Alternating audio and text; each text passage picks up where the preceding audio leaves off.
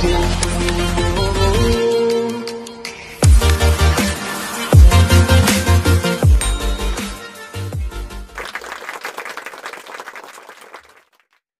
memang untuk memaafkan, mengikhlaskan ini tidak semudah. Ya, kita mengucapkan kata-kata. Betul. Tetapi kalau itu kita tidak lakukan, ya akan semakin sulit. Kan mencari guru atau mencari komunitas saja kan nggak mudah. Yang cocoknya, kalau kita mau mencarinya asal-asalan, ya banyak di luar sana. Betul. Kayak saya pribadi aja mencari guru, mencari komunitas itu berproses. Berarti harus diawali dari diri sendiri dulu ya, Pak? Iya. Karena kita tidak dapat menunggu waktu menjadi sempurna bagi kita. Karena akan sulit kalau kita selalu menunggu momen yang tepat. Tidak akan pernah tepat. Kalau kita masih memiliki sifat inferior tersebut. Betul. Nunggu ada seorang guru yang datang ke rumah yang bantu. Ngetop pintu rumah gitu. Tapi yang harus kita lakukan adalah kita dulu jalan. Nanti tiba-tiba di jalan ada ada ini iya. Gitu. Sambil berdoa minta kepada Tuhan, ya Tuhan tunjukkanlah orang yang terbaik yang bisa menjadi guru saya, yang dapat membimbing saya ke jalan-Mu. Nah di situ ya insya Allah Tuhan akan menunjukkan jalannya. Itu juga saya lakukan. Karena saya berjuang mencari guru itu berjuang. Tidak ujuk-ujuk tiba-tiba di depan saya gitu kan. Kamu mau nggak menjadi murid saya? Pasti butuh proses gitu. Nah disinilah kita tetap berproses mencari guru, mencari komunitas. Sambil kita berusaha memperbaiki diri kita sendiri. Itu intinya ya. Iya. Jadi kita duluan gitu. Nah tapi masalah seperti ini Pak. Banyak orang-orang yang sudah menganggap dirinya itu memang benar-benar rendah gitu. Jadi memang dia sudah terbiasa dengan hal itu. Hidup mah nasibnya, ya nasib saya emang sudah kayak gini. Nah berbicara dengan nasib lah, berbicara dengan takdir lah, berbicara ya saya emang begini adanya. Terus dan dia merasa bahwa oh ya udah itu segitu loh diri dia gitu. Nah bagaimana kalau misalnya itu terjadi kepada seorang orang tua gitu yang menularkan itu ke anaknya? Oke. Kan kita nggak tega dong lihat anaknya seperti itu, seperti orang tuanya. Apa yang harus orang tua lakukan sebenarnya agar anak itu tertanam agar tidak seperti dirinya dia yang rendah diri gitu. Oke. Itu pertanyaan bagus. Jadi kalau masalahnya di orang tua, berarti orang tua harus sadar dulu bahwa ada sikap dia yang salah kepada anak. Kalau dia belum sadar, ya dia tidak akan mau merubah sikapnya. Karena dia anggap itu hal yang baik-baik saja. Iya, nah itu mah nasibnya udah kayak gini, nasib kita mah. Nah itu masalahnya. Baik kayak gitu ya.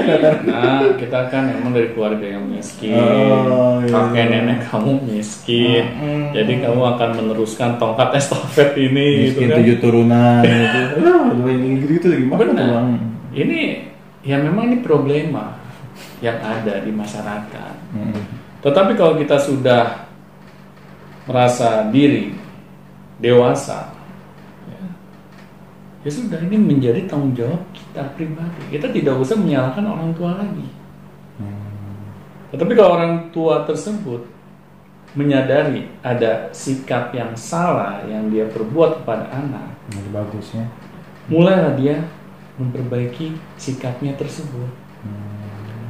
Dia jaga ucapannya, dia jaga sikapnya, dia selalu memberikan ucapan-ucapan yang positif kepada anak. Tanamkan optimistik lagi. Ya, memotivasi anak agar anak juga merasakan bahwa orang tuanya itu percaya kepada dirinya. Karena saya melihat orang-orang tua di luar sana yang berhasil mendidik anaknya, itu bisa dilihat prestasi anaknya ketika dewasanya tersebut itu luar biasa. Karena anak yang memiliki prestasi yang luar biasa pasti memiliki orang tua yang luar biasa juga. Kembali lagi pada orang tua. Benar. Karena ya kan ada pepatah ya, buah jatuh tidak jauh dari pohonnya. Kalau siapa Pak? Kalau posnya pohonnya di pinggir jurang jatuh jauh tuh. Ya ini biasanya, jangan ditambah didramatisir lagi ya sama Agung ya.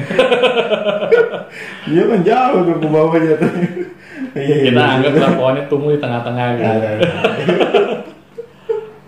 Iya Pak. Ya jadi kalau kita menyadari pepatah itu, berarti orang tua harus sadar dalam dia mendidik anak-anaknya. Karena kita tidak bisa sebagai orang tua pengen orang lain lah yang mendidik anak-anak kita agar anak-anak kita percaya diri. Nah, biasanya sih berharap seperti itu. Nah, itu adalah sikap yang salah. Iya. Karena kan orang lain, karena dia merasa anak kita ini bukan anak kandungnya, pasti kan tidak memiliki ikatan batin. Ya, hanya sekedar mengajarkan seadanya aja. Iya benar. Dia tidak akan all out dalam mendidik anak-anak kita. Karena kan dia masih memiliki tanggung jawab yang lain. Apalagi kalau orang-orang yang kita titipkan ini mendidik anaknya aja nggak becus. Iya. Ditambah mendidik anak kita gitu kan, tambah double lagi nggak becusnya gitu. Iya. Nah disinilah kita harus menyadari bahwa tanggung jawab mendidik rasa percaya diri anak adalah tanggung jawab sepenuhnya orang tua. Nah, tapi kalau misalnya kita berada di posisi seorang anaknya nih Pak, kita langsung ke orang anaknya atau merasa kita sendirilah yang ingin berubah, tapi kok orang tua kita nggak berubah-berubah gitu, gimana Pak? Nah, jadi kayak gitu, jadi challengingnya di kita. Yeah. Jadi kamu tuh udah jadi tukang gorengan aja gitu, dari ini aja. Tapi kita kan berubah gitu. Tapi orang tua kita kok nggak berubah gitu. Tapi yang harus dilakukan kita apa Pak? Ya kalau seperti itu. Ya benar, ini Dan memang gitu. sangat challenging ya. Tetapi kalau anak sudah menyadari bahwa orang tuanya tidak bisa berubah, karena itu sudah menjadi bagian karakter dari orang tua kita. Iya. Tapi kita menyadari bahwa ada sifat kita yang tertular akibat cara didik orang tua kita.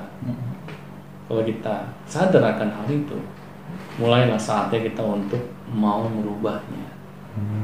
Kita tidak perlu menunggu orang tua kita berubah dulu, tetapi kita yang mulai berubah, karena itu lebih mudah. Kita tidak berharap situasi di luar sana berubah akibat kita hanya menginginkannya, karena akan sulit.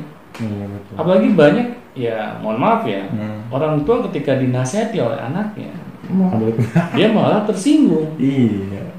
Karena dia pikir kamu tahu apa, kamu masih anak kecil, kamu aja makannya masih minta sama orang tua, kamu aja ke sekolah masih minta uang jajan. Nah, kalau kita mau nasihatin orang tua dengan sikap seperti itu, Nyerepot dikit nah, ya. kira-kira apakah akan masuk gitu? Iya. Nah, disinilah yang menjadi tanggung jawab diri kita pribadi. Kita harus mempertanggungjawabkan itu. Iya, kita tidak usah mengharapkan situasi di luar diri kita itu akan selalu ideal, karena tidak akan pernah terjadi. Karena kita hidup di dunia ini pasti penuh ujian. Apakah itu ujiannya dari orang tua kita, ujiannya dari orang-orang di sekeliling kita. Tetapi hal itu jangan sampai mematahkan semangat kita untuk merubah diri kita menjadi lebih baik. Apapun misalnya yang dikatakan orang tua, misalnya suatu hal, kamu mau nggak bisa ini, nggak bisa itu, saya bisa. Kita ambil dari orang tua hal yang baik-baiknya saja, buang hal-hal yang buruknya. Apalagi kalau kita sudah bisa berpikir seperti itu. Yang penting kemauan kitanya saja, kita mau atau tidak. Iya, betul. Karena saya juga pernah merasakan bahwa orang tua saya nggak ideal, ya, saya dibesarkan dengan cara-cara yang salah. Tetapi ketika saya terus berada di zona itu membuat diri saya semakin terpuruk. Saya semakin merasa tidak memiliki rasa percaya diri. Nah perlahan-lahan lah saya mencoba untuk merubah diri saya meskipun emang tidak gampang. Iya, tidak simsalabim ya. Iya. Prosesnya lumayan panjang. Kan? Iya, butuh proses yang panjang. Makanya saya mencari seorang guru, saya mencari komunitas yang orang-orangnya positif agar saya bisa tertular gitu dengan hal-hal positif yang mereka miliki. Tetapi kalau kita tidak memiliki ikhtiar, kita hanya pasrah, kita hanya bisa menyalahkan situasi, ya mau sampai kapan kehidupan kita akan menjadi lebih baik? Karena Tuhan aja kan akan mengubah nasib suatu kaum kalau kaum tersebut mau mengubahnya. Nah, disinilah menjadi PR kita. Apakah hal ini kita ingin melanjutkan hal-hal yang salah ini, atau kita ingin stop sampai di sini saja. Tapi lucunya kayak gini Pak, ada orang yang rendah diri. Lucu nih, ini case yang berikutnya nih. Ada orang yang sedang rendah diri, tapi dia nggak ngerasa itu rendah diri. Jadi udah di bawah sadar lah gitu. Dia tuh emang seperti itu, tapi dia tuh nggak ngerasa bahwa itu rendah diri. Itu kira-kira harus kita apa? Ya kalau ada sapu pukul. Kayak gemes aja dia kalau ngeliat orang itu Kak, saya malu, saya ini, saya nggak bisa, saya ini, dia gemes gitu. Tapi dia merasa itu normal gitu. Iya. Saya juga menemukan beberapa case seperti itu ya.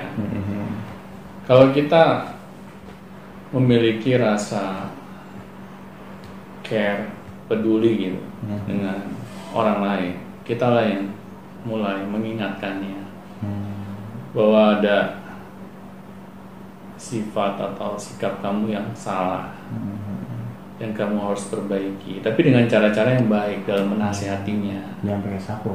Ya jangan pakai sapu. Tadi bercanda doang. Jangan dipraktekin ya kamu. Iya, karena dia mungkin tidak menyadarinya bahwa itu adalah sikap yang salah. Apalagi kalau sudah menjadi sifat yang melekat di dalam dirinya, kita ingatkan. Tapi jangan kita udah ingatkan baru sekali nih, dia nggak mau berubah. Udah capek nasihatinnya dia.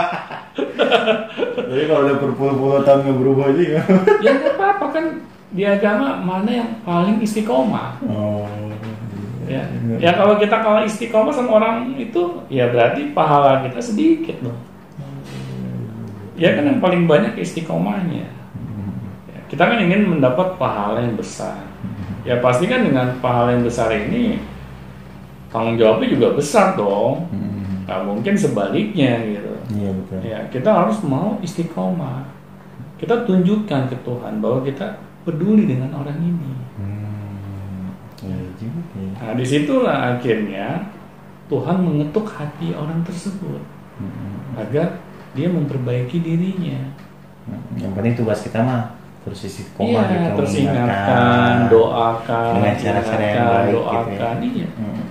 Terus aja kita ulang-ulang. Tapi kita juga jangan sampai ketika memang hasilnya kurang memuaskan, kita berhenti. Selagi orang itu mau mendengar nasihat kita, ya terus nasihatkan. Tapi kalau orang itu tidak mau mendengar nasihat kita, ya sudah. Berarti memang kita sudah berusaha kan, yang semaksimal mungkin, tetapi Tuhan memang mungkin tidak memberikan kesempatan orang itu berubah karena kita. Ya sudah, kita jangan kecewa. Jangan beranggapan kalau kita itu tidak berdaya. Iya. Kalau kita yang rendah diri. Itu yang bahaya ya. Aduh, gue nggak bisa nih. Ini jadinya penyakit menular. Iya, kita yang rendah diri. Oh, itu tetap istiqomah kan ketika melihat. Dan kita tuh memang benar-benar niat tulus untuk orang tersebut. Karena kita mengaminkan perintah agama untuk peduli terhadap sesama. Oke, berarti sekilas tentang rendah diri memang ini ya unik ya Pak ya. Itu sekitar kita tapi kayak nggak kelihatan gitu. Iya. Kayak kita tuh kalau cuek-cuek aja sama sikap rendah diri ini kayak harus banyak bermuhasabah gitu. Iya pasti. Iya kan? Ini apa ya, silent killer kalau kita biarkan begitu saja. Iya, jadi kita harus sadar dan mau nggak mau nih ketika udah denger podcast ini langsung aja cari-cari ya kesalahan. Oke, terima kasih Pak Doni untuk Sama-sama. hari ini. Mungkin nanti di episode selanjutnya kita akan melanjutkan lagi lebih tajam ya Pak ya. Ya, Atau siap. kita sesi yang lain. Nah, bagi yang mau bertanya silakan langsung di bawah ini ada link-linknya, silakan langsung dikirim ke via Telegram atau via email, via apapun, dan nanti kita pertanyaan itu akan kami balas dengan sebuah video yang ada di segmen selanjutnya. Baik, terima kasih Pak Doni untuk sore hari ini. Semoga bermanfaat. Ya, alhamdulillah, dan kita juga sudah memberikan keleluasaan kepada viewers semuanya yang bertanya, silakan. Tidak ada sekat atau tidak ada apapun, kita akan langsung balas. Kemarin terima kasih yang sudah bertanya di tahun 2020, ada sekitar 80 orang yang bertanya. Tapi yang ditayangkan videonya ya segitu ya. Karena pertanyaan yang lainnya sangat melebar gitu. Tapi kita akan tetap terus balas, namun ada beberapa pertanyaan yang ditayangkan dan ada yang tidak. Baik, terima kasih dan sampai jumpa di bio education selanjutnya.